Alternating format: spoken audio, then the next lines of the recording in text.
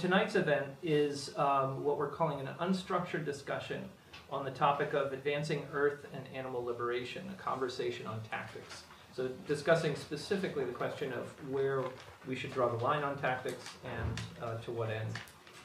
Two eminently qualified individuals to speak on this.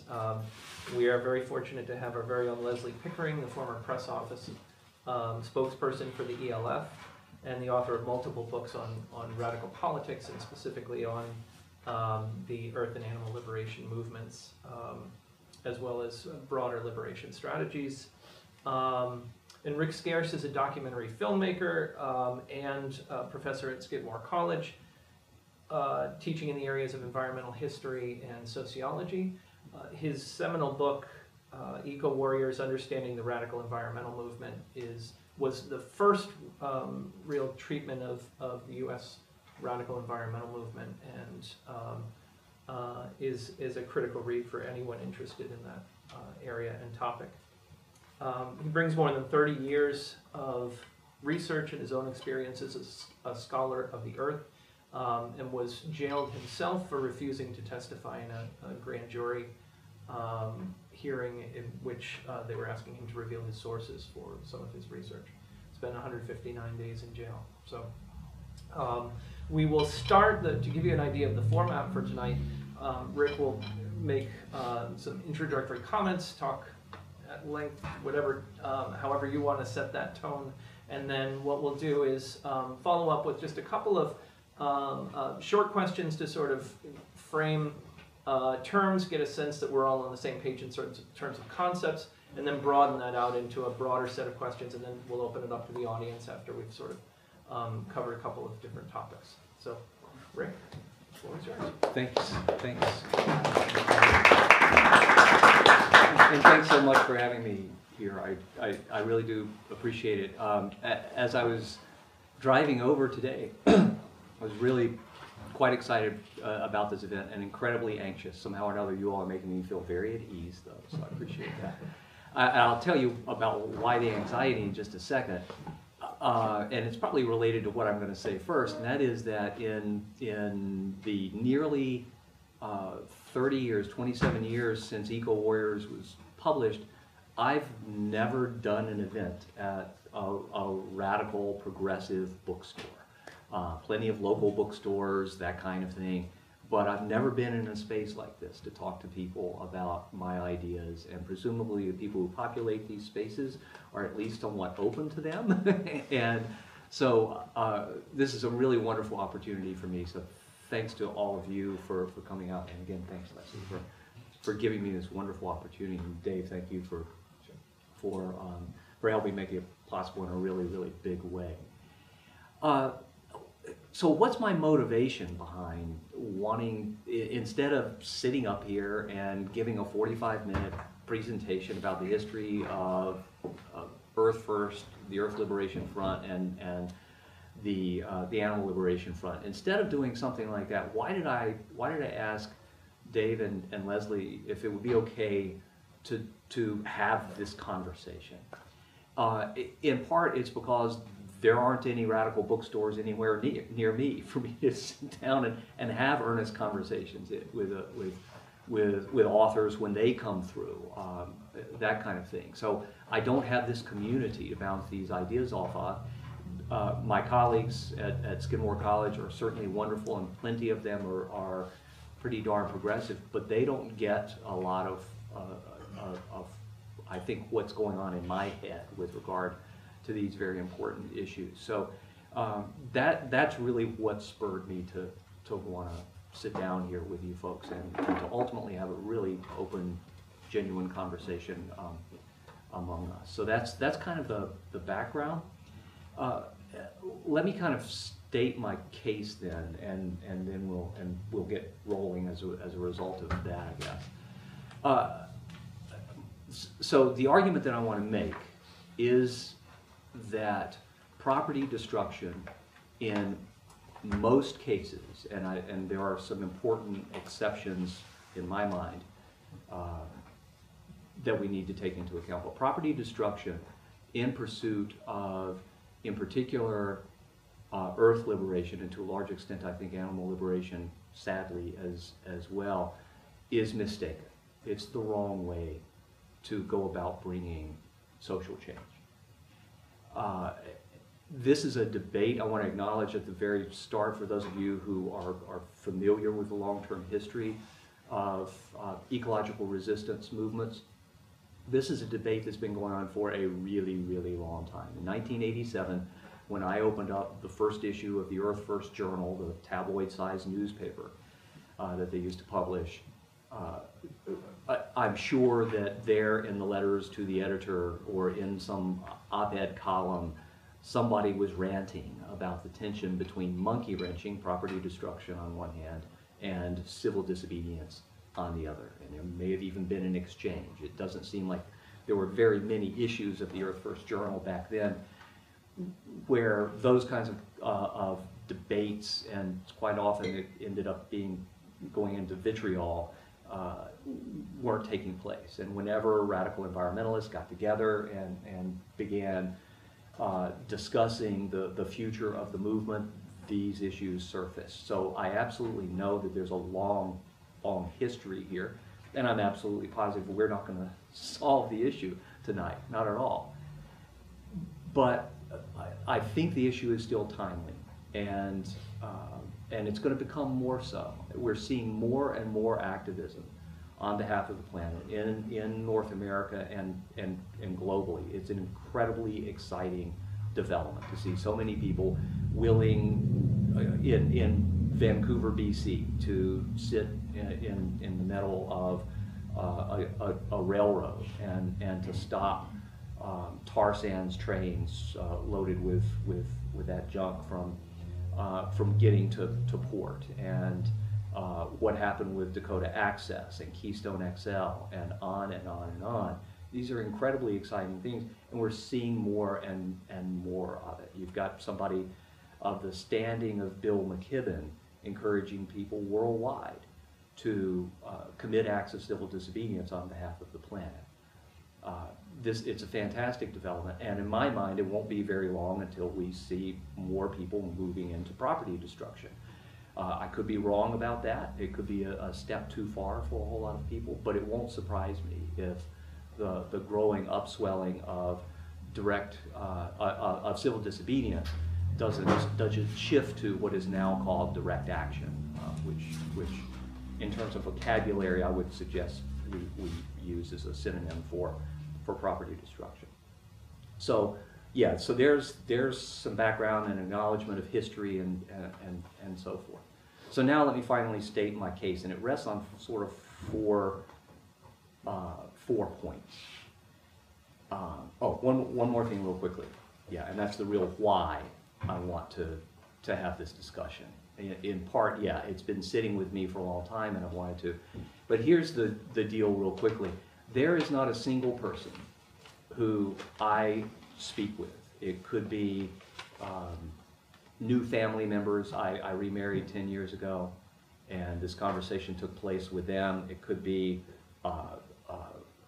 new faculty members who are on my campus and they ask me about my research. It could be people I meet on an airplane and presumably will never see again. And they ask what kind of things I do as a faculty member. And when I get around to telling them that I have done research on the quote-unquote radical environmental movement to a person, they look at me and say, "Oh, you mean the eco-terrorists?" So let me use that as a springboard to the first of these 4 points that I want to make. And I called this, I labeled what I had in mind this evening and the argument that I want to make a practical argument. I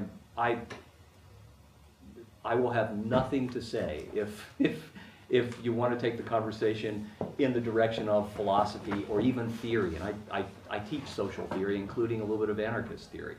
I really don't want to go there. I want to talk about real world, on the ground problems, realities, and so forth. That's my preference. So point number one, I'll call labeling.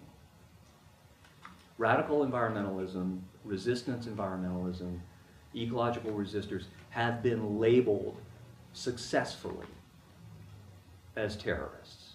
And there is no lower form of life to most people in the United States today than a terrorist.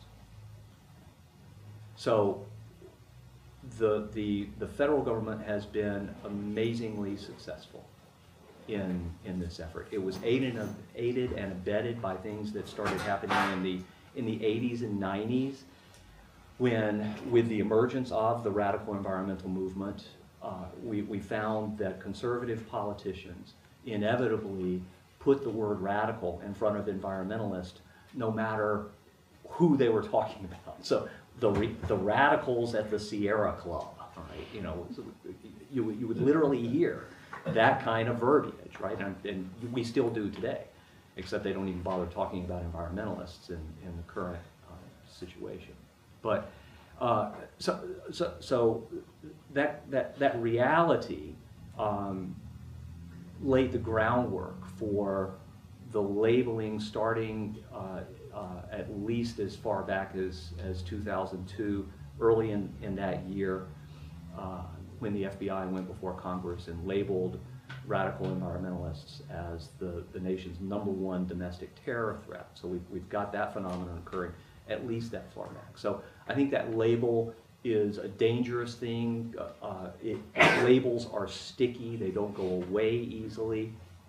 And so this movement, regardless of whether one is completely committed to civil disobedience or completely committed to property destruction, this movement has successfully been labeled eco-terrorism, and that's very much in people's minds. So that's point number one. Point number two has to do with ideology. The American ideology is such that private property, as we all know, is this sacred stuff, right? We've got books back here on the wall condemning that notion, and every anarchist and socialist, communist thinker, right, begins with the dangers of private property when they think about what is wrong with the capitalist world. But the reality is, again, out there in the American populace, private property is sacred stuff. And you, regardless of whether it is your own or anyone else's, folks feel that if someone has come for anyone's private property, theirs is on the line. I think that's a big part of what's going on, again, with the American ideology, this belief system that people act upon. Then there is the problem of the successes that the government has had with jailing earth liberation and animal liberation activists. I would suggest that the activists who have been caught and have been jailed are probably the most committed of all, right? To be willing to commit serious crimes and look at monster jail time, and now that label terrorism, right? Daniel McGowan, whose photo is right over here, and the film about Daniel, there's a poster of it right up there if a tree falls. You know, Daniel McGowan will live the rest of his life with terrorist across his forehead. The most committed people are locked away, and you can't do very much at all when you're in prison. You might be able to write, right? If you're in one of the serious, what does the C stand for in management unit? Communication. That's it. Sorry, I literally couldn't remember. Communication management units, right, are there in part to shut you off from the rest of the world, right? So if you're a terrorist, that's where you're going to be sent in prison, and you can't communicate. You can't help lead. And the L word, leadership, is a challenging one to use in the anarchist world, and I acknowledge that. But the fact is, the people who are out there who are talking to folks who have the potential to recruit them to the movement are in fact, leaders. And when leaders are in prison, they can't do what we all need them to do, which is to help get us to a very, very different relationship with this planet. And then finally, and to some extent, I think, following from the leadership topic, because I just alluded to it, but I think to some extent this kind of stands independently on its own. The future of the movement is in question when people commit acts of civil disobedience, commit acts of property destruction rather than civil disobedience, because as a function of folks being jailed, an assault on dominant ideology, not wanting to be associated with a quote-unquote terrorist group, folks are going to stay at home. They're not going to get involved in the movement, including on the civil disobedience side. Now, I've just contradicted myself a little bit because a moment ago I praised the spread of civil disobedience around the country. But I wonder if a whole lot more people wouldn't be showing up if it weren't for the stigma that unfortunately this movement has taken on thanks to property destruction. So I'll stop there. Those are my 4 key points, and I'd love to hear what Leslie has to say. Do you want to start with a response to those directly? What do you think? I think you should. But I'll leave it up to you. Okay. I guess I'll try to go point by point as best I can remember. In terms of point number 1, labeling, right? The idea being that if we commit destructive acts as part of our movement, that we're going to be labeled terrorists in this case, right? But in the past, it's been Reds or savages. There's always some kind of boogeyman name for whoever it is that the enemy is. And in this case, terrorism has been so undefined. The definition of terrorism has been whittled down in recent years to be very malleable to whoever it is that you're against. And it is true that I'm labeled, and a lot of people that I've worked with are labeled eco-terrorist or some kind of terrorist or another. And I don't like it. I'm not really sure that anybody likes it. And maybe out of all the people I know, I like it the most. because it's kind of like, it's hilarious. Like when I first moved back to Buffalo, there was some kind of like stencil graffiti on the ground, and it said eco-terrorist with a question mark. And there was these other terms too, but there was one that said eco-terrorist. And I used to just laugh every time I passed by it, because it's like, what is that? It's like eco-terrorist kind of like softens up the terrorist thing. It's just weird and funny. But regardless, the point is that the labeling happens, and I guess what I have to say to that is that labeling happens to the most radical in the room at any given point throughout American history.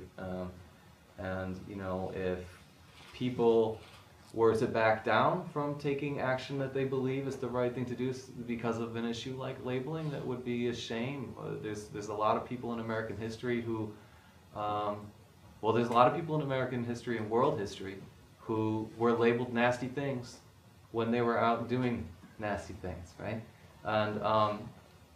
And some of them have been vindicated throughout history. The Underground Railroad, Harriet Tubman, or they're talking about putting Tubman on one of the bills. I think the $10 bill or something like that now. So Malcolm X eventually got on a stamp. It was controversial when I was young. He got put on a postage stamp, but Malcolm was vilified. Tubman, there was a death, a warrant out for her arrest and all that kind of stuff. So it's always going to be labeling. Labeling isn't something we can avoid. It's going to be the most radical person in the room, and whether that person is committing actual acts of violence or acts of property destruction, or if the movement is at a point where all you're doing is signing petitions, it's going to be the people with the most radical words on those petitions that get called terrorist or whatever. If we were to succumb to what our enemies call us and shape our strategies based on what our enemies identify us as, then we are defeated from the get-go. It's always a bad word. It's derogatory terms that were used for different groups of people throughout history, for different countries that this country was up against in war. They had terms for pretty much every enemy that there was ever. And so in a sense, it's a little bit of a badge of honor in a weird, ironic way to be that there is this thing called eco-terrorism, and it is this big focus of the FBI, which is an evil organization and a horrible history. And they've found what we're doing significant enough to prioritize us, which comes with a lot of really bad baggage. But on one hand, while the Earth Liberation Front was very active and while I was doing press work for them, in a weird, ironic way, it was reassuring, because I know that all the social justice movements that I've allied myself throughout history have been targets and #1 priorities of the FBI. And to have that happen with the ELF was, we must be doing something kind of right. Obviously, the journalists weren't in favor of us. The politicians weren't in favor of the movement. And that word never went away and is probably never really going to go away. But again, I would never suggest basing strategy on something like what nasty terms they're going to be calling us if we do things they don't like. And generally, they call us nasty terms because we're making an impact. So that's a thought I had on. So the sacred ideology of private property? Yeah, and one other quick thing. It's key to note that this movement, and I feel safe saying that every radical movement, it doesn't have the same priorities as the more moderate movements, right? And so looking really good and getting positive news coverage and getting every middle American to understand what you're doing isn't the main priority of the Earth Liberation Front.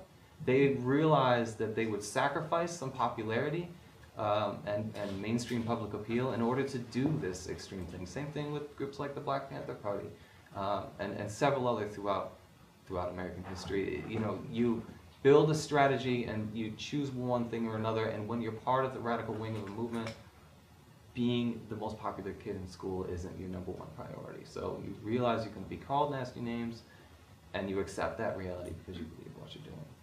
So, ideology was the Private second. property, yeah. Yeah, private property is very sacred in American society. I couldn't disagree with that anymore. The main thing I have to think about that is that is really wrong. The concept of private property on this continent in particular has a big historical context, where this conquering colonialist society came in and imposed this idea of private property on the peoples that were living here.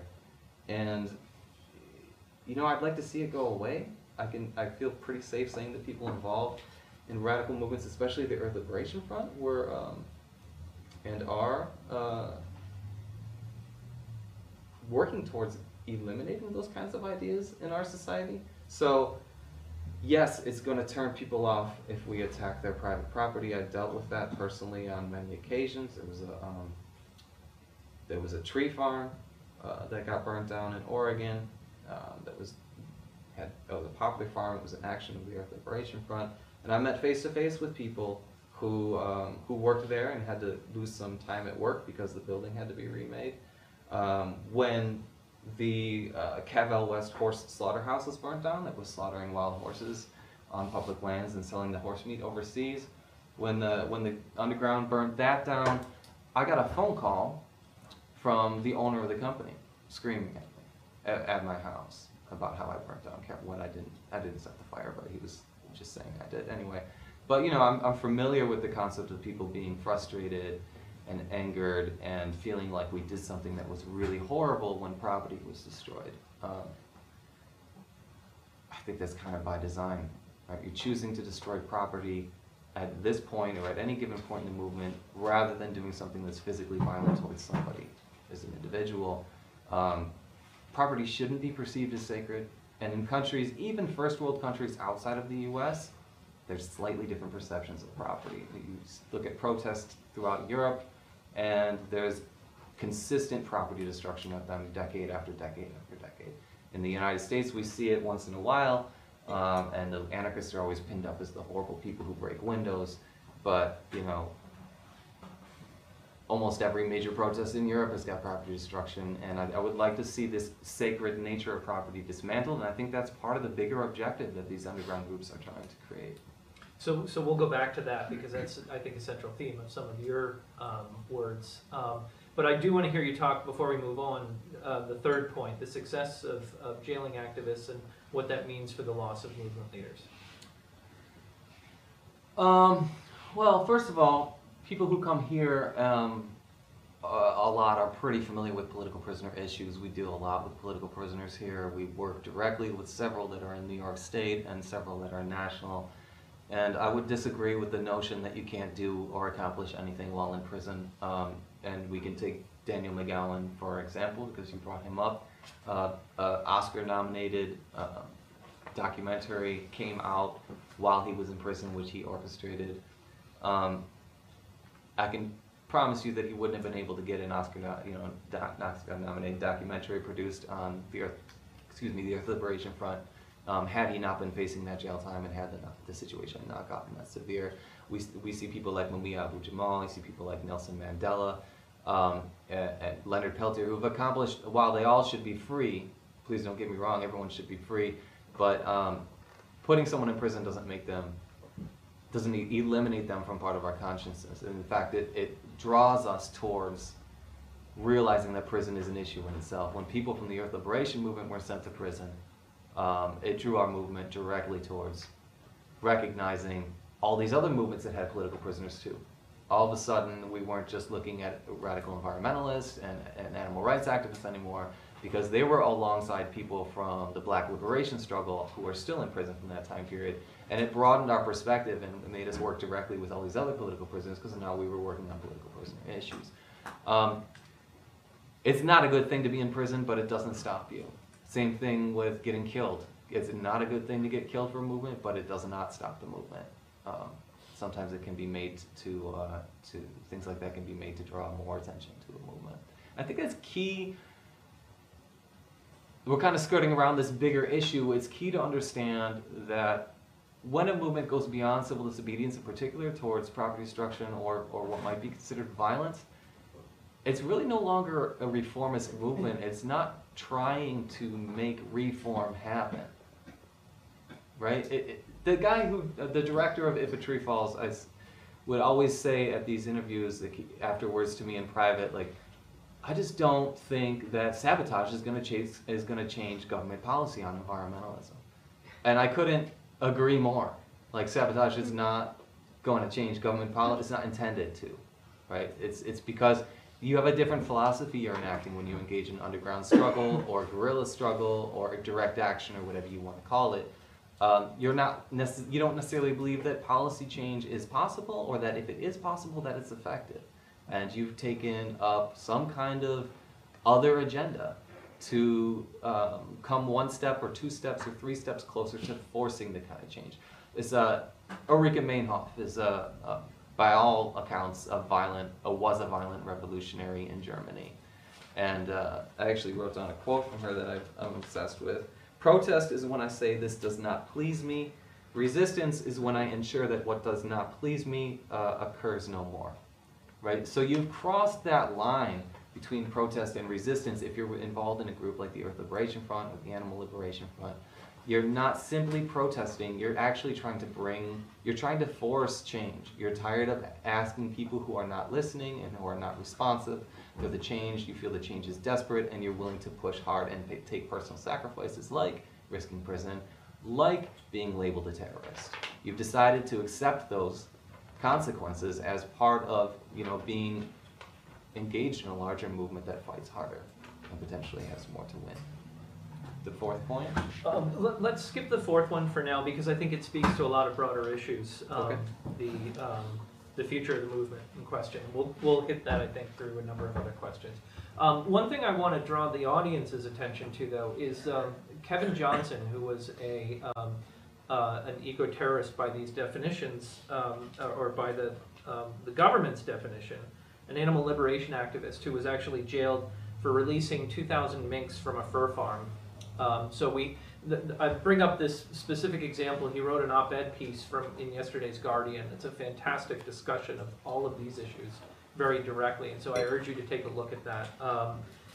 So he released 2,000 minks from a fur farm, which is that sacred cow or sacred mink of property. And he said, and I quote, "I am a terrorist not because of what I did, but because the government dislikes why I did it. When the distinguishing feature of a terrorist is simply an ethical concern for animals, such concerns become marginalized, and voicing them becomes dangerous. What remains is silence." So he ultimately is branded a terrorist, very much as you described. So he is that characteristic. You could argue, it was a movement leader in a number of ways, and was in jail for, I believe, maybe 5 years. I don't remember what the number was exactly, but he had an enhanced terrorism enhancement to it, the AETA, the Animal Enterprise Terrorism Act, which protects pharmaceutical industries and basically farm business. Ultimately has lobbied for this, and it was added on to his sentence, and so he is labeled a terrorist. It's a fantastic read, and I think it ties directly into this, so I'd urge you all to take a look at that. But it also brings us to a question that I want to just clarify before we move on with the discussion. Let's get the concept of these terms really clear so that there isn't any ambiguity. When we talk about, but let's use the term violence first of all. What would you characterize as violence? It's not a term, I don't believe I used the V word at all when I spoke. You did not, no, and okay. Yeah. Real quickly, violent was what was the label that was being used when I wrote Eco Warriors. Violent was the label that went on property destruction oriented activists. So violent was the terrorism of its day, or terrorist of its day, okay?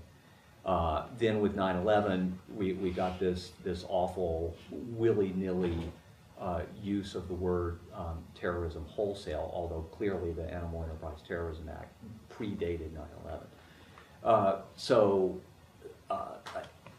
To my mind, this is what the way I wrote it in Eco Warriors. It was something along these lines. Violence is harm done to human beings. Right? And by the same token, terrorism is the same. They are not synonymous. But yeah, that's was my understanding in Eco, and I like that. Okay, great. Leslie? When I use the term violent, I'm talking about violent, physical violent harm towards human beings. I'm not really including property destruction. Okay. My terminology. So property destruction, sabotage, direct action, can we use those synonymously, or are you thinking of those as having different connotations? I think some of those are more specific than others, but under the big umbrella of property destruction, yeah. Okay. Yeah. Same thing. And if we add arson into that, does it change the equation? It's a form of property destruction. Okay. Yeah. Okay. So the concept or the term "by any means necessary," if we put that in the context of a liberatory, ecological, or animal movement, what would that mean to you? Where would you draw a line of what any means necessary would mean? It means no holds barred. Yeah. All the way to killing human beings. And so then the second half of that is it an acceptable basis of thinking about this struggle? It's not from my point of view, right? Let me clarify one thing too, real quickly. Something I said may have caused a misunderstanding on a really, really important point.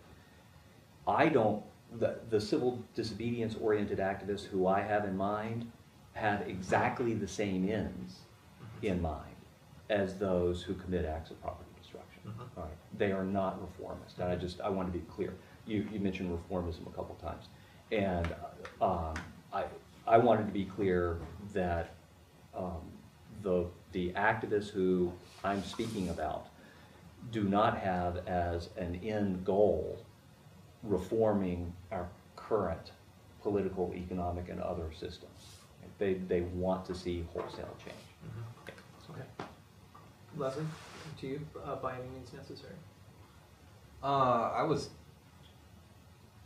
after I got this award at the Western New York Peace Center dinner. and for activist of the year or something like this. It's pretty funny. I don't usually get stuff like that. And the keynote speaker was from Amnesty International. The keynote speaker heard I was going to get the award and actually canceled being the keynote speaker because they didn't want to share a stage with a terrorist, much to what you're saying here. Yeah. And so there was this drama that unfolded locally here in Buffalo around that, and so I ended up going to. I think that's very shameful for Amnesty International, and I wanted to expose it, so I ended up going to all these private meetings with the West New York Peace Center, trying to convince them to give me their blessing to go public, which I actually did. Amazingly, was able to do that. Crowning jewel of my life. Thing was, at the end of like a way too long discussion that went way too late into the night, one person from the Peace Center was like, okay, Leslie, we totally hear what you're saying, and we're going to talk about what you're proposing once you leave, but before you go, I want you to talk about one thing. 50 years ago, Malcolm X used this term, by any means necessary. And it's been bothering me ever since for the last half century. Can you tell me what he's meaning? Can you defend that? And I was, my initial response was, well, if I answer that question, isn't it going to tarnish like your vote on whether I can go public with this completely unrelated issue about Amnesty International throwing radicals under the bus? You sure you want me to answer that question? And they had a little go around. They said, yep, we want you to answer the question anyway. And so I did, and the way that I answered it is pretty much the way I would answer it now, which is that the most important aspect of that phrase, which is also probably the most overlooked aspect, is the word necessary. In every struggle, there are two sides. In every political struggle, there are two sides, the oppressor and the oppressed. And it is always, 100% of the time, the oppressor who decides how hard the oppressed have to fight in order to gain their liberation. So when someone like Malcolm says, by any means necessary, he's really pointing the responsibility back to the oppressor. It's the oppressor who decides how hard we need to fight. If they would have said, you know what, you can have the vote, by signing petitions and holding signs, then that would have been that. If they would have said, you will end slavery, or we'll give, another thing that we've been fighting for forever, because you've protested and you've done a bunch of civil disobedience, well, then that would have been that. But they don't. And I did 24 acts of civil disobedience before I stopped doing it, and before that I protested and signed petitions and wrote letters, and I still do all of that stuff. I don't do civil disobedience right now, but I think maybe when I get older I might do it again, I don't know. But the thing is, it's the oppressor who decides what's necessary, and so when I hear the term by any means necessary, it really makes me think, who's deciding what is necessary here? It's not us. We're at the disadvantage. We are the oppressed. We are the ones who, what we want is freedom. We're trying everything nice, then we're trying everything that's not quite so nice, then we're trying everything that's kind of middle of the road, and as time goes on and the decades pass, we try more and more stuff because they're just not budging by being nice. So what does it mean in terms of violence? It's up to them. Right. It's up to the oppressor. It's always up to the oppressor in every struggle. We obviously don't want to. If we wanted to kill people, you would have seen, the first environmentalists out killing people. But you don't see that, right? Because it's not what we want, because it's actually the opposite of what we stand for. But they're pushing us harder and harder to fight harder and harder, and it's really on the oppressor. What do we have to do is my question. What is necessary? We're trying to figure that out. So earlier today, Rick spoke at Niagara University, and his talk was a slightly different topic, but related on incivility in civil society and the ecological resistance movements as being a potentially incivil approach to getting a response within public or quasi-public spaces that we think of as civil society. It was a really interesting discussion and highlighted the importance of creating these spaces, managing these spaces, taking advantage of them in a variety of different ways. But one of the issues that didn't come up is exactly what Leslie was just alluding to. What if those spaces shrink as a result of government forces? And government explicitly tries to eliminate those spaces by criminalizing the actions that might take place within civil society. And in particular, protest, obviously civil disobedience, but even lesser scale sorts of demonstrations. And in particular, if those police not only criminalize those acts, but use violence to stop them, use violence against the protesters, what then?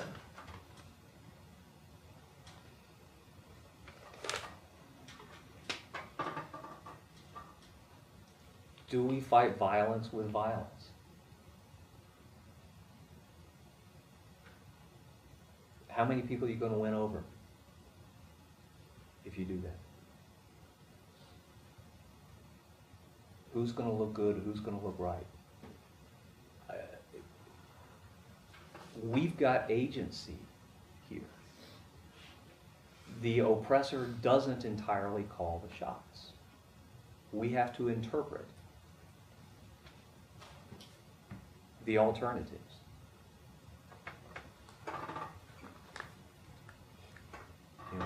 And the beauty of, a big part of the beauty of an anarchist world, those of the past and the ones that many of us envision for the future, is an extraordinary amount of freedom. We need to capture today that freedom in our lives to make incredibly difficult decisions regarding how we respond to oppression. I'm hesitant to get into a lot of hypotheticals. I definitely, Gandhi said that the only thing worse than violence was cowardice. That there is a point when the oppression gets so horrific, right, and hopefully it's well short of so horrific, that, yeah, some pretty awful things have to go back at the oppressor. We are not remotely there.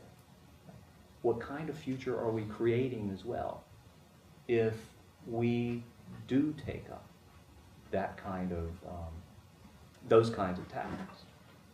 I worry about that. Are our tactics reflecting, and I don't need to get us off to this point, No. I hope I'm reflecting it. No. Are our tactics reflecting the future that we want, or the past and the current that's being forced upon us? So let me bounce off of that, because Leslie, I think you already answered that indirectly with your, but if you, do you want to add anything else to that before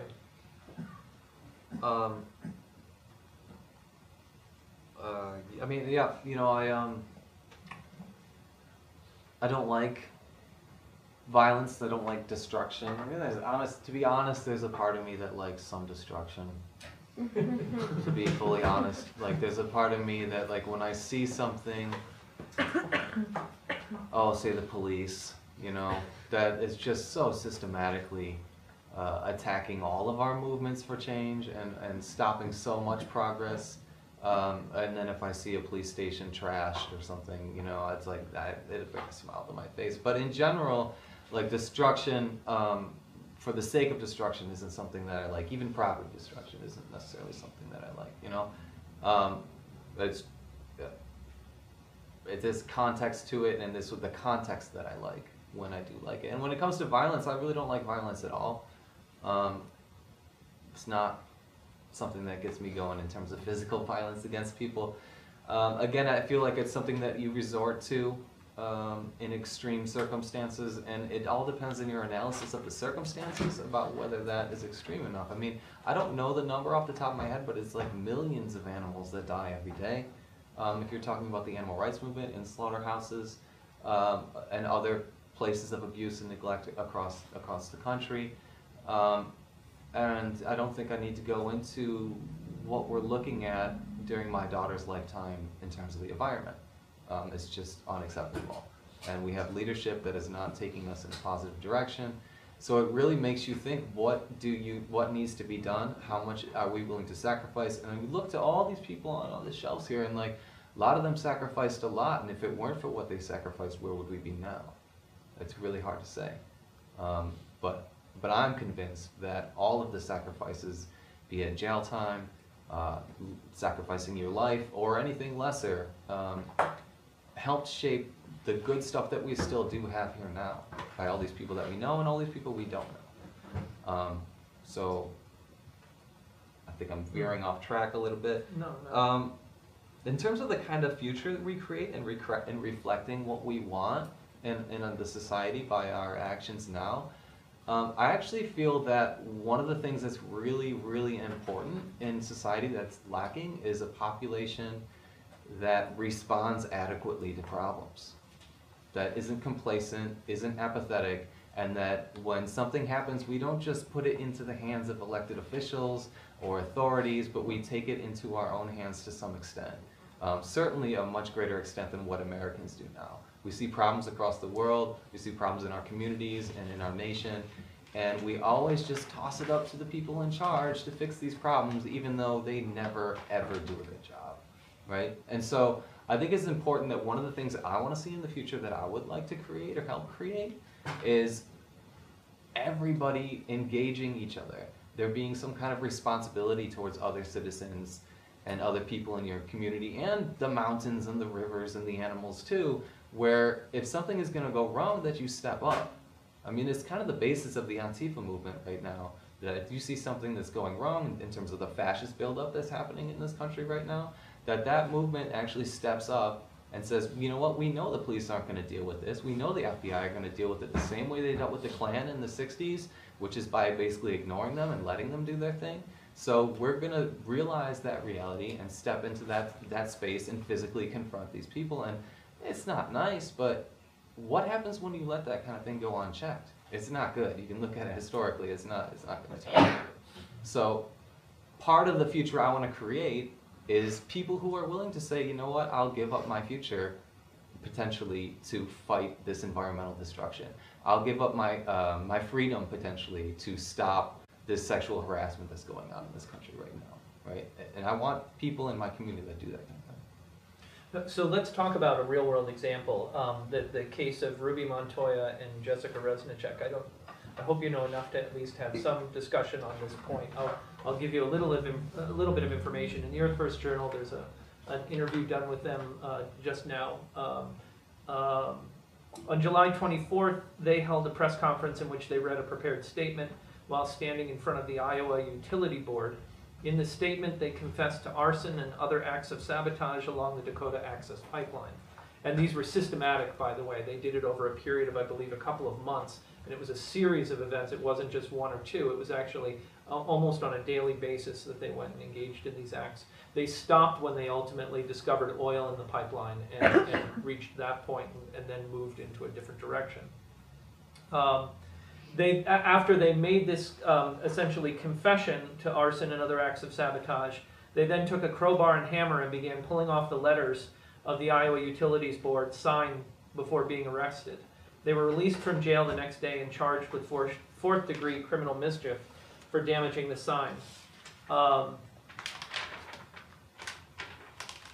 When asked what they wanted people to know about their actions, one of the things that they said is, we did this out of necessity and in response to a true calling from our hearts. We are in a dire situation with this climate spinning into chaos because of these corporations and the federal government that allows them to lead us further into the unknown as far as climate change is concerned. Anyone that's aware of this needs to be doing, I feel, everything that they can to prevent this downturn that we're in as far as polluting our home. So I wanted to see if you have a reaction to that. How much time are they looking at?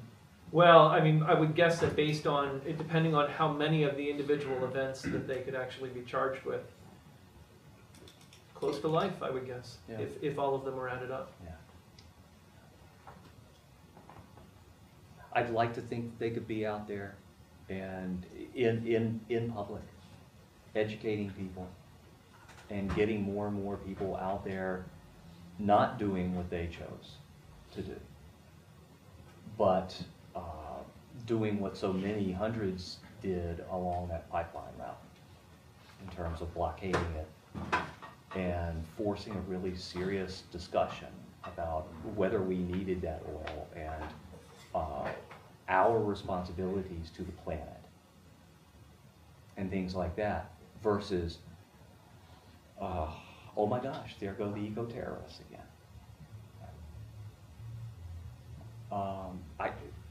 I hope I made it really, really clear.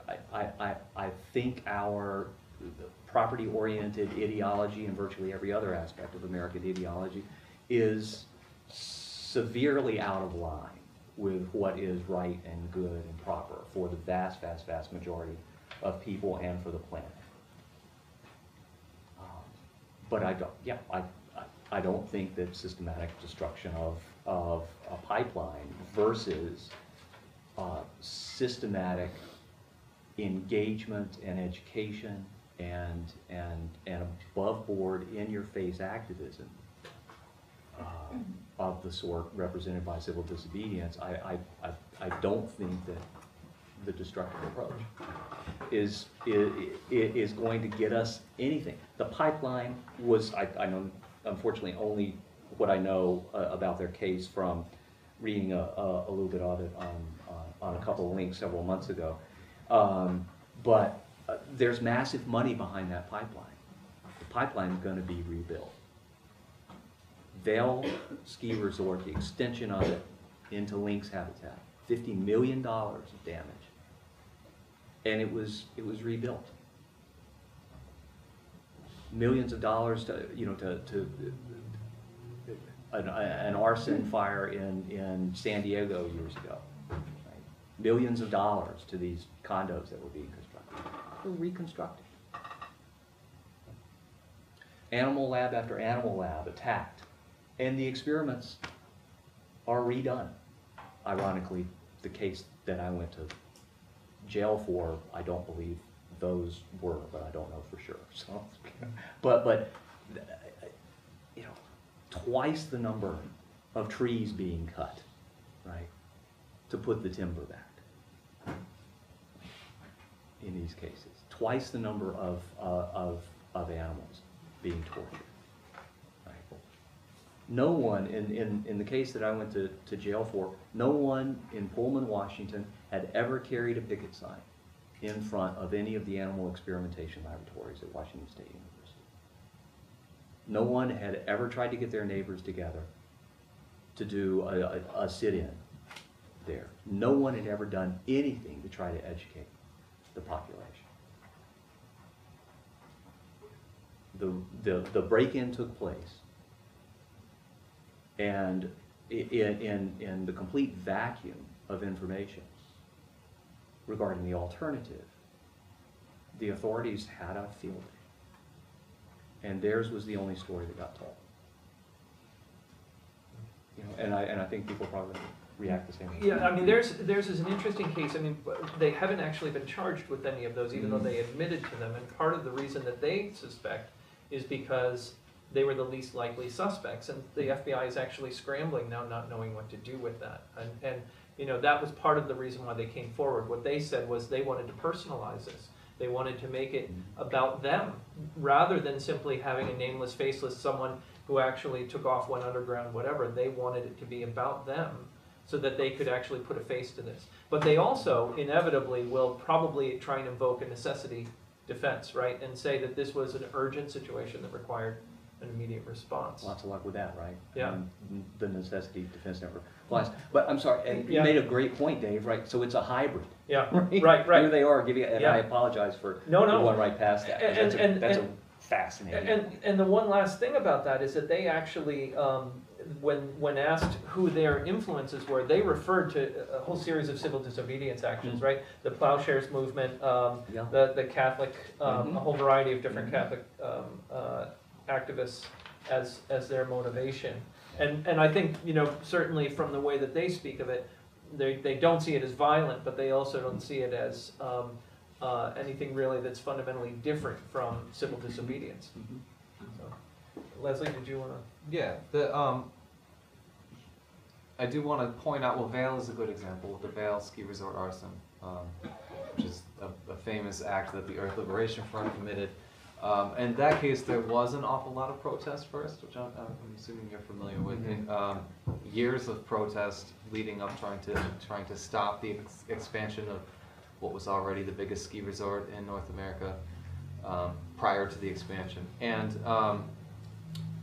And they also had a lot of legal efforts. I actually sat on a panel at a conference with a bunch of, I watched a panel at a conference back then with a bunch of people who worked on the lawsuits that ultimately failed to stop the expansion. With the Earth Liberation Front, there are I would say a lot of actions that happened around issues that have been protested locally. And that was sort of seen as like the best way to go. It wasn't always the case, because it's an autonomous movement, it's horizontally organized, who knows who's going to do what, when, and where. And that was one of the things that was challenging about being a spokesperson, so to speak, for the group, is that you never know what communique is going to come in. One time we got a communique claiming responsibility for an earthquake, and it was just like, what, you know? And so it was like, you never kind of knew what, you know, how, I had to do background research on all the actions before we went to the press, because I may not know what's going on in some state across the country, and I needed to know if I was going to be interviewed for it. We also needed to make sure that the arsons had happened before we went to the press, so we had a whole apparatus for figuring that stuff out. But most of the time, the actions actually were around issues that were protested locally. Sometimes lawsuits were filed locally, and that's not to say that all of the people who protested it were going to be in favor of the sabotage or the arson afterwards. But it is to say that the Earth Liberation Front did not see itself, and I think I can say this across the board for radical groups, maybe with accepting some specific strains of leftism, but like, in general, radical groups don't see what they're doing as the fix-all. It's a common myth that, you know, when you see somebody doing something that is more radical and then challenges you, you get defensive and you think, oh, what they think is doing is perfect. Nobody says like, oh, what the Sierra Club thinks is doing is going to fix the whole problem, because they're not really challenging you and they're not putting you in that defensive space. But when a group starts burning down multi-million-dollar buildings, you think, oh, they think they know the whole answer and that they're going to fix the whole problem with this one thing. But it wasn't that way, and I've never really seen it historically be that way. Most of the time, people have ideas about what radicals are like and that they're unreasonable and that they think they know the only way to fix things. But every time I've looked at and studied movements, including being involved in them, it's always been a matter of, we are a part of a bigger movement. We're not going to tell people not to do education anymore. We're not going to tell people not to do civil disobedience anymore. I may or may not keep doing civil disobedience while I'm doing direct action, but you know, I think this is exciting that we're doing sabotage or some kind of radical action, but and it's powerful in a way that I've never seen before, but nobody ever thinks it's going to fix everything all at once. It would be totally irrational. So the whole concept of like coming in and just doing one thing in the middle of the night is going to solve the problem is really never the idea at all. And these buildings, you know, they do have insurance policies and they do get rebuilt, which kind of brings me to back to the point of the bigger idea of these radical direct action movements, are that they're really not trying to fix things here and fix things there on a case-by-case basis. They're doing actions where they can to build a movement that is hopefully someday potentially going to be strong enough to bring about what it is that we want to do. If we wait till the very last minute to use our last resort, we're saying, okay, we're going to defend ourselves if and when it really comes down to it. Environmentally, that's a whole other question, because what's left at that point? There's nothing left to the earth to defend at that point. But aside from environmentally, if you wait till the last minute, guess what? You're not going to be prepared. You have to build an apparatus. You have to build all the networks to create a movement that is actually fighting, which most of that, like 90-some% of it, isn't actually fighting. It's part of a bigger community of people working together to build a really effective resistance movement. And if you wait until the last minute to like figure out where the safe houses are, figure out how you can get money, figure out like, you know, if literature is illegal, like how you're going to get that through and how you're going to get your message across, guess what? You're not going to be able to do it.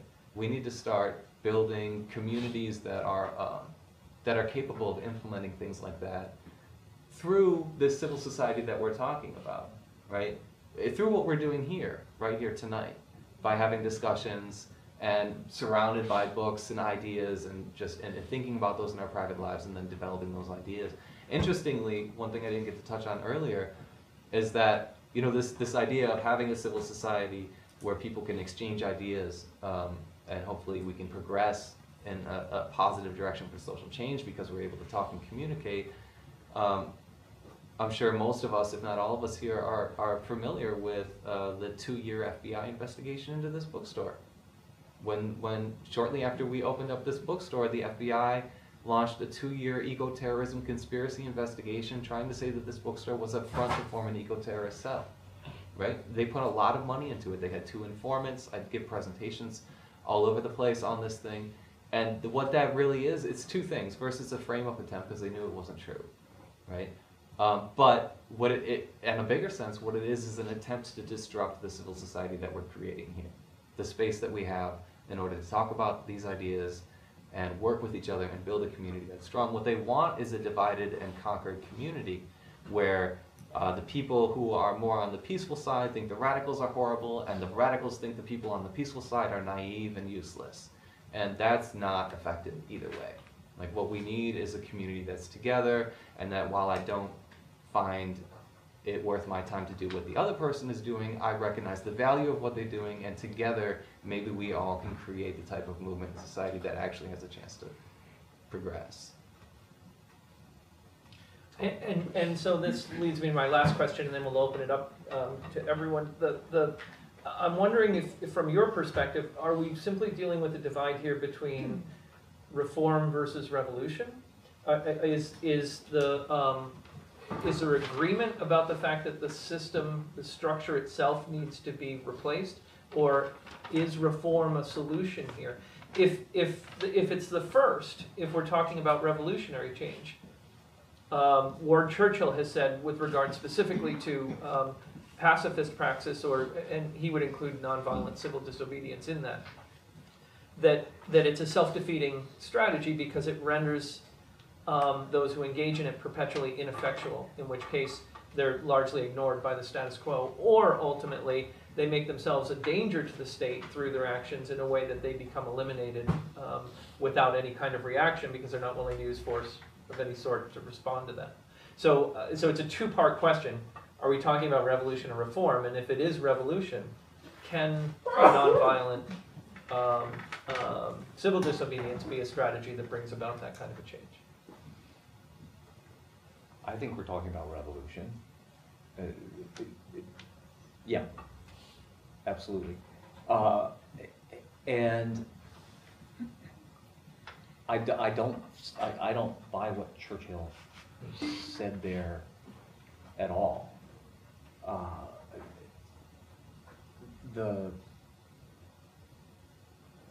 The notion that more hundreds and more thousands getting involved in a movement is somehow or another a sign of ineffectuality it defies evidence. The more and more people, the greater the number of people who are involved in a movement, the greater the movement's strength. So my argument would be the strength is in numbers. The strength is not in your firepower. I think the firepower begets more firepower coming back at it, and is quite often ineffectual. The long game, what does it all look like at the end given some hypothetical confrontation between the people and those in power? That's going to depend on the number of people, regardless of whether the people have decided to take up arms or not.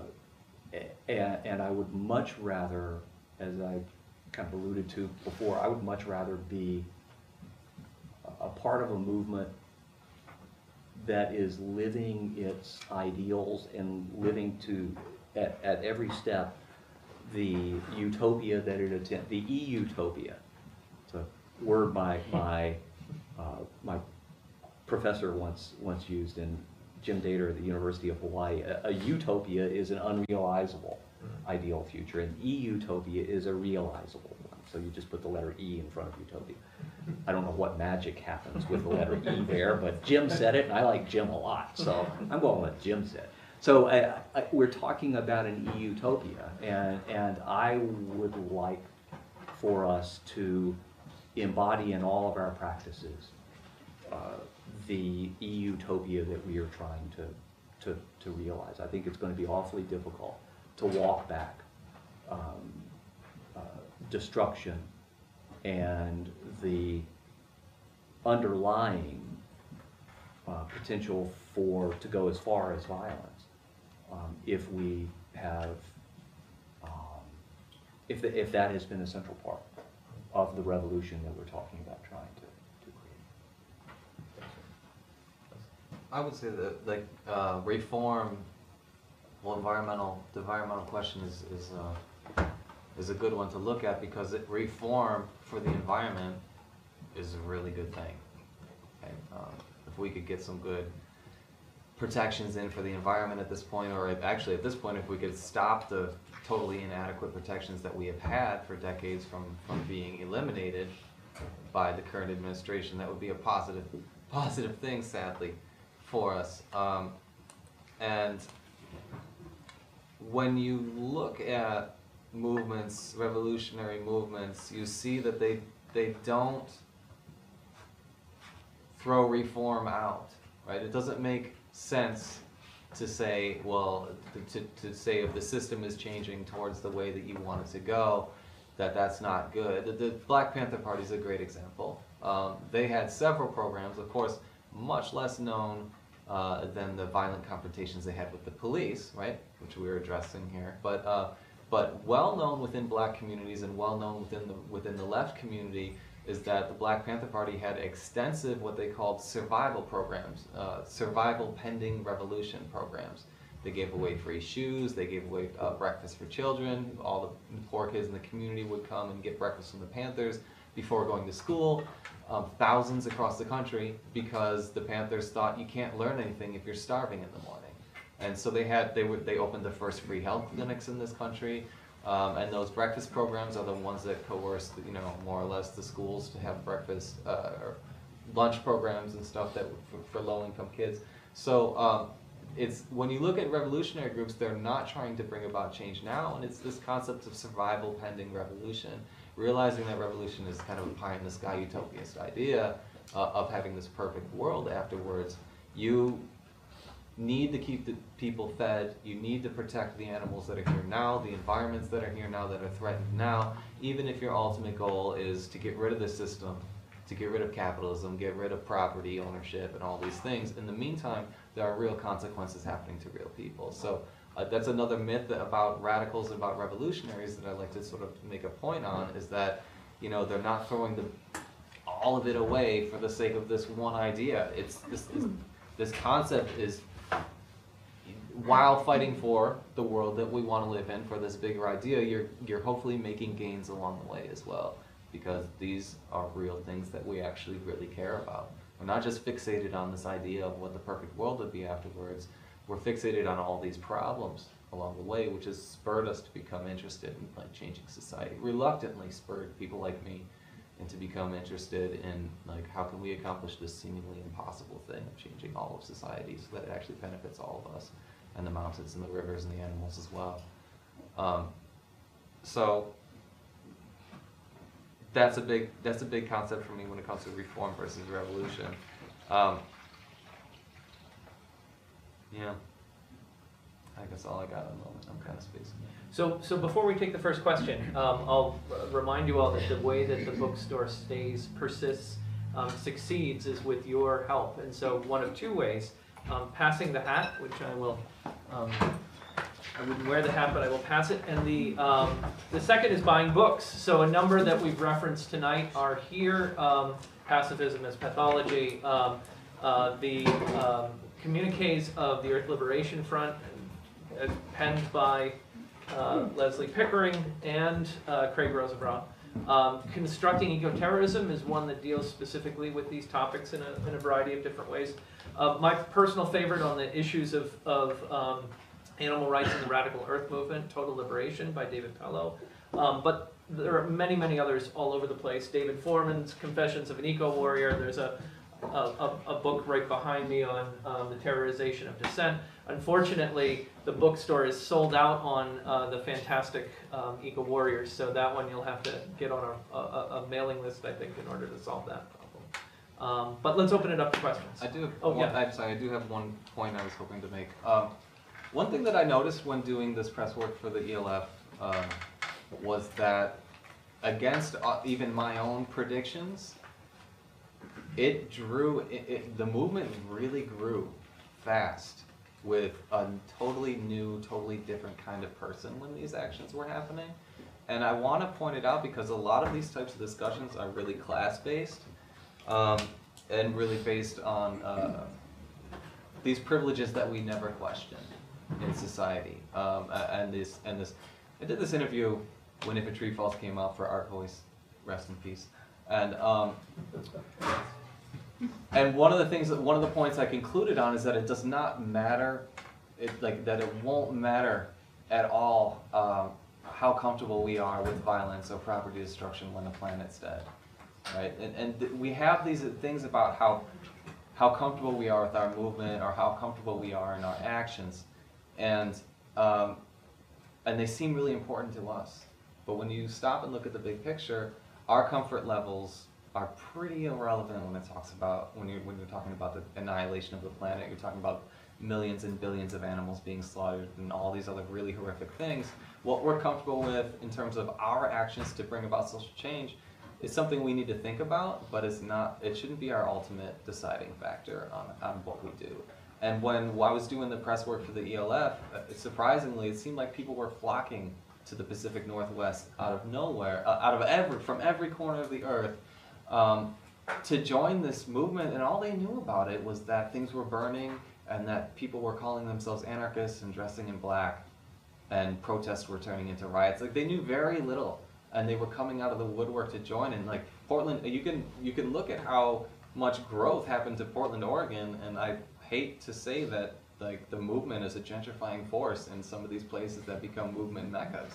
People just flock there, and it was not the kind of people I was used to seeing in these movements. When it comes to bringing about social change, like a certain kind of person seems to be attracted to it. No matter what war it is, they're going to be against, they're going to protest it, etc. They're oriented towards like wanting to go out in the street, or wanting to sign petitions, or wanting to organize, or wanting to do the kind of work that the movement is tend to be known for doing, organizing work. But what I saw with the radical environmental movement is that there was a different kind of person that never really came out of the woodwork when the idea was that we were going to protest, or we were going to do petitions and hold signs and write letters. I saw people energized and excited by the fact that this movement was fighting in a more direct and more destructive way. And I wouldn't want to make it seem as though I would discredit that. I think that there's a big place for people who may not be inspired by conversations so much, or by signing petitions, etc., but might be inspired by something like Vail Ski Resort burning down, right? And they seem like they just came out of the woodwork. And a lot of times I think we base this assumption on like, well, this is what social change is, and everybody's going to be uncomfortable with it. No. There were a lot of people who were not only comfortable with sabotage and destruction, but were inspired by it and wouldn't have joined the movement otherwise. These are the same people who, like to watch like monster trucks driving over cars, or who knows what, but this is a massive section of American society. Like, why is it that so many of our relatives don't want to join the movement? One quick story, right? I've got a side of the family that I'm not very close with. They tease you a lot, and they're just kind of gruff and, whatever. And I wasn't, I never really took to them because they just seemed so gruff and like aggressive and unfriendly. And they never understood my politics. I was always a sissy or whatever, and they had all these terms, and I just kind of avoided them forever. And it wasn't until the film If a Tree Falls came out, which I'm featured in, that all of a sudden they got it. All this time of like me even knowing that I got arrested on the Washington Monument hanging a banner off it wasn't doing it for them, right? But as soon as they saw me in a movie where things were burning down and I was like rah rah rah, they were like, oh yeah, now we know. We knew it was in you all along. Like, it was funny. It was funny, but that's like a lot of America, right? It really is. There's all kinds of people out there who it's not that they disagree with us, it's that they think we're wasting our time. If they see us doing something that they think makes sense, well, then they might join us. You know, it's not that they hate the environment necessarily and they don't want to join us, it's that they think that we're ridiculous and we're wasting our time. And so I think there needs to be a place for those people in the movement. I'm not saying that all the liberals are wasting their time, but I think there needs to be a place in the movement for people who want to engage in a different way besides comfortable, peaceful protest. Yeah, about what Leslie just said, you know, that's one of the reasons I was encouraged when, you know, there were people here a couple of months ago who were talking about how the government was unfairly targeting them and, you know, taking away their legal firearms over issues of mental, like trumped up mental health issues. And it, you know, and all of a sudden that come to burning books, and instead of, you know, cars outside, you know, with Bernie stickers on, you know, there's cars outside, you know, with gun stickers and stuff like that. And, you know, it was interesting that everybody in those discussions got along. And, you know, people weren't yelling at each other and calling each other names. And, you know, that seemed to be encouraging because, in a sense, everybody was kind of here for the same reason, that, you know, governments, you know, get too much power, and then they sort of do the wrong thing. And in order to combat that, people have to stand up. But, you know, the one thing that happened with the discussion tonight is, that I didn't expect, is to actually agree with both sides. You know, I think people can accomplish a lot with civil disobedience. And, you know, I mean, the legend is with Gandhi and what he accomplished. You know, sometimes I think there might have been more violence as part of that, you know, than we generally acknowledge. And I think a lot can be accomplished with civil disobedience. But what Leslie said in terms of any means necessary means you have to adjust based on what the other side will let you do. And I think that's absolutely true. You know, there are issues that you can solve depending on who you're up against. Like if you're up against some institutions, like when we fought the demolition of the Trico building, we were up against the Buffalo Niagara Medical Campus. And the thing that they couldn't take most of all is to be embarrassed in public or in the press. And so we use that to our advantage. You know, in some cases when you're dealing with like a city government or you're dealing with like a college or an educational institution, you know, you can hold a sit-in, and that will cause enough disruption that it will, you know, force them to have to do things differently. But I think in some cases when you're up against, you know, corporations, you know, that are building things that could be rebuilt with insurance, or, you know, that they've got the permits and, you know, they've got the law on their side, and they're just gonna go ahead and do it, you know, unless you do something that physically stops that, you know, then sometimes, you know, it seems like those tactics might be necessary. And, you know, you might say, well, you know, if this gets burnt down, they'll just rebuild it with insurance. Or if something happens to the pipeline, you know, they have insurance for that. But on the other hand, if it becomes so unacceptable in society to do things like build pipelines for dirty oil, or, you know, build, you know, things for billionaires in wilderness areas, because people come in and burn it down, or people come in and sabotage the pipeline, then eventually they won't be able to get insurance. And eventually it'll just become seen as, well, you know, they would like to do that kind of thing, but they just can't anymore. So I think there's probably truth in both positions. Thank you. Mark? The talk today made me think of just 4 sentences from Derek Jensen's Endgame, The Problem of Civilization. Civilization is based on a clearly defined and widely accepted, yet often unarticulated hierarchy. Violence done by those higher on the hierarchy to those lower is nearly almost always invisible, that is, unnoticed. When it is noticed, it is fully rationalized. Violence done by those lower on the hierarchy to those higher is unthinkable, and when it does occur, is regarded with shock, horror, and the fetishization of the victims.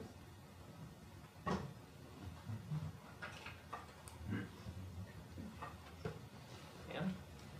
Yeah, just a couple of points/questions.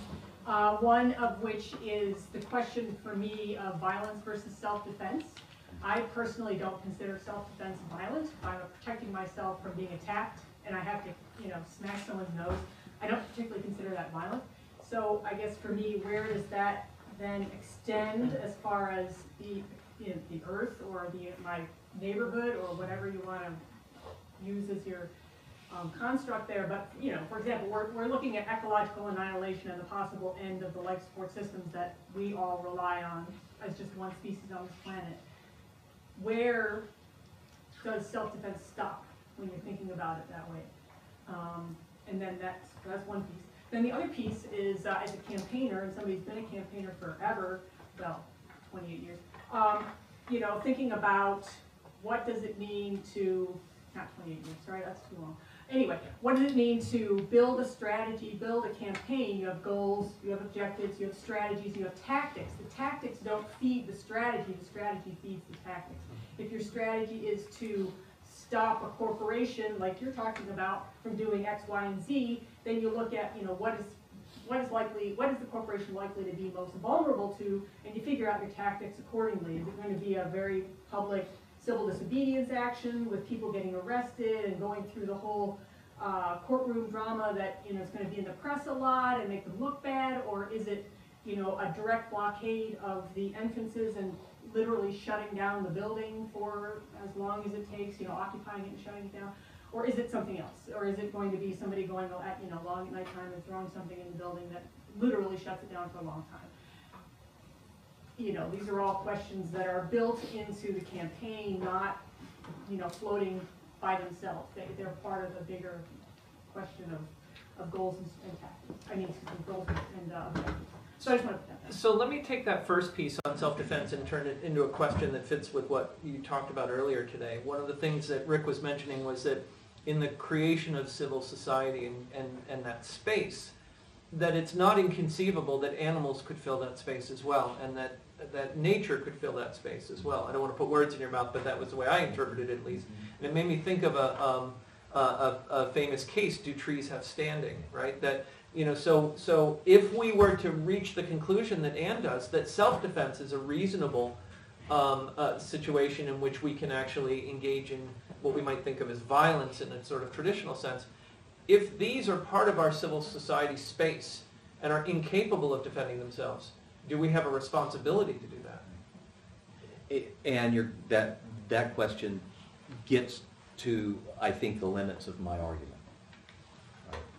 When all else has failed, and Leslie, I'm glad that you mentioned the details regarding Vail, because I had honestly dropped those out. And yeah, there was a long-running campaign, you're absolutely right. In that example. At some point, when all else has failed, right, accepting violence to the self is beyond the pale. And so the self we're talking about here, yes, is ecosystems. For some, it might well be animals. I'm going to keep it at the wilderness sort of level for right now. This is, as I've thought about these issues, as I've articulated my own perspective, we're talking about the point where, yeah, you've got to respond, and the response may indeed be destructive. So what are the parameters when that becomes acceptable? And I think the definition of self in this regard is what's crucial for me. A major thing that troubled me about what happened at Washington State that I alluded to before was as I said, none of the protests occurred, so forth and so on. But it's also the case that those who were responsible for what happened at Washington State, and when I went to jail, I refused to even tell the government whether I had actually interviewed the people who conducted the break-in at my campus. In the years since, I have said that I did indeed interview those people. The reason I didn't, by the way, was because the government has no right to access my research as a scholar. I'm a member of the press. You can't get that, right? And you're not going to get it. Yeah, in the years since, yeah, right? I interviewed those folks. They weren't local. I won't say who they were, and I won't say where they're from. They weren't local, right? Should they have been the ones defending those defenseless creatures? Right? Did they know that community? Did they know the issue? They there's every reason for me to think that they knew the issues broadly of the horrors of animal experimentation. But I think that when we advocate for this self that you're referring to, I think we have to think really hard about who is doing the advocating here. And by advocating, I am talking about destruction in defense of the defenseless.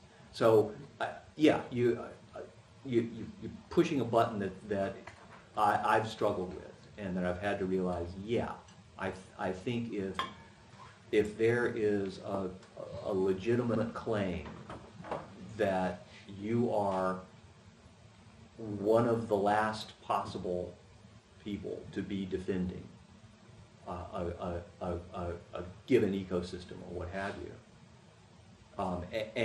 and all else has failed, as opposed to by all means necessary, all else has failed. Yeah, I think destruction becomes legitimate at that point. I think you're looking at Gandhian cowardice to do anything else.